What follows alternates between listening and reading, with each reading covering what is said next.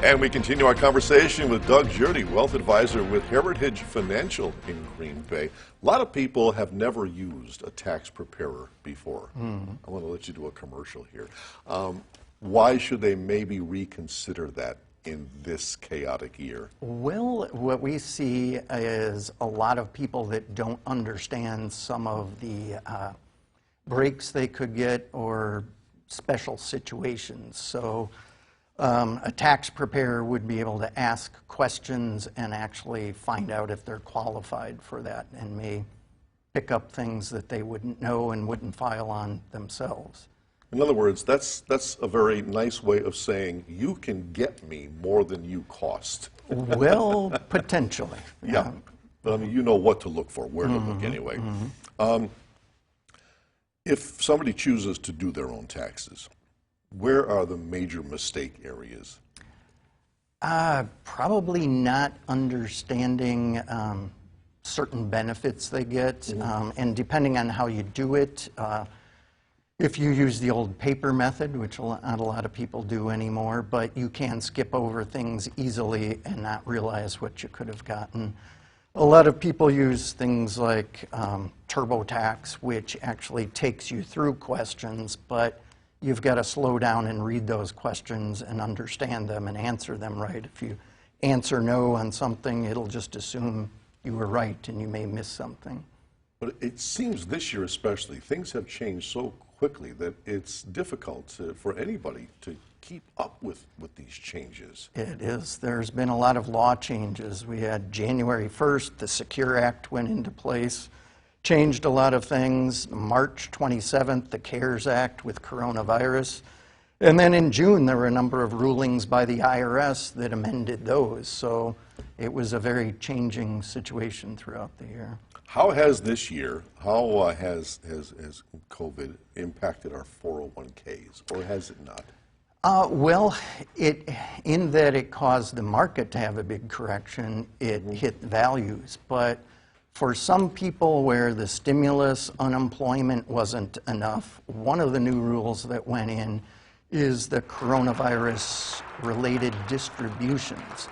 So people that do have money in a 401k or workplace plan can actually access that without the usual penalty, and it's taxable income that they can choose to spread that over 3 years, and if they repay it within 3 years, they don't pay the tax on it. So that's one way that a lot of people miss out, where they can get some help.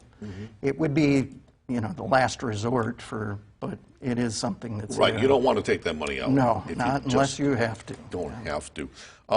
With the stock market, how can we minimize our exposure to stocks in this crazy market of ours right now? Well, the first thing is really making sure you're invested within your risk tolerance is the main thing. The people who get, there's been study after study, people that get the worst long-term returns are the ones that take more risk than they're comfortable with, then do real quick reactions and sell out at the wrong time or chase the exciting recent thing and get into trouble. So it's making sure that you understand how much of your investments should be in that stock market.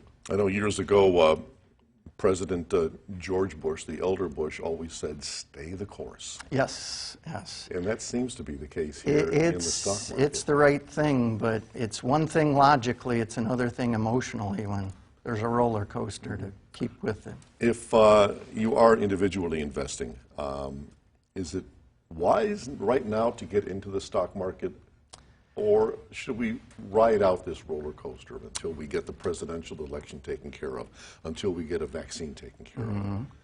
Well, that's a hard thing to say. That's why I always think there's no good time and bad time, making sure people have the right allocation if they're putting money in, the right amount into stocks, because those are all unknowns. We don't know when we're going to be back to work, back to normal. We don't know for sure the long-term ramifications of the election. But, when we look back at history, whether it was Democrats or Republicans, in general, the market was good. There's no real way to time that political side of things. If someone has not been in the stock market or in any kind of investment and they are now considering, say they were in their 30s, what are some of the questions that they need to ask themselves before they take that step? Really having somebody help them, or reading about their risk tolerance, what their goals are, and diversification is the biggest thing. If somebody isn't real used to investments, they're best off using index funds or index exchange traded funds, which you're buying the market, not trying to pick individual stocks and perhaps taking too much risk or more risk than you realize. Yeah, we always hear you need to be diversified. What does that mean?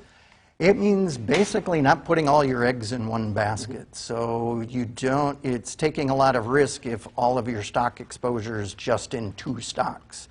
But if you spread it among 50 different companies, then if one goes under, it's not sinking your whole portfolio, just 1/5 of it, which is easier to put up with. Yeah. So you're spreading the risk around. What investment opportunities do we have beside the stock market? That's pretty hard these days. There's fixed income investing, which is interest-bearing bonds, CDs, bank accounts, but part of the coronavirus relief is the Fed lowering interest rates to very low, which means we can't earn much interest on anything. So it's pretty hard. We have people that say, can you find me something that earns a lot of interest? And there really isn't anything out there right now. Oh, if you knew that answer, you'd be a billionaire, Yes, right? Right. Yeah. We hear the commercials, especially on radio, about investing in gold and silver. And they take the tact that the stock market is about to crash and you'd better get into gold and silver. Where do you stand on that investment? Perhaps somebody could put a little bit in there, but long term, it generally isn't a good investment because you've got carrying costs and other things that kind of get glossed over there that tend to erode things. So there's short periods where owning gold was great, but longer periods where you would have been better off elsewhere. And that's borderline commodities investing. It is. And, yes. and not to besmirch commodities, but you better know what you're doing if you get into that game. Yes. You can get into investments that are really leveraged, so if you don't do it right, you can lose more money than you actually put into it. You put in, you owe. Yeah. All right, we continue with Doug Jurdy, Wealth Advisor with Heritage Financial, when we come back, so please stay with us.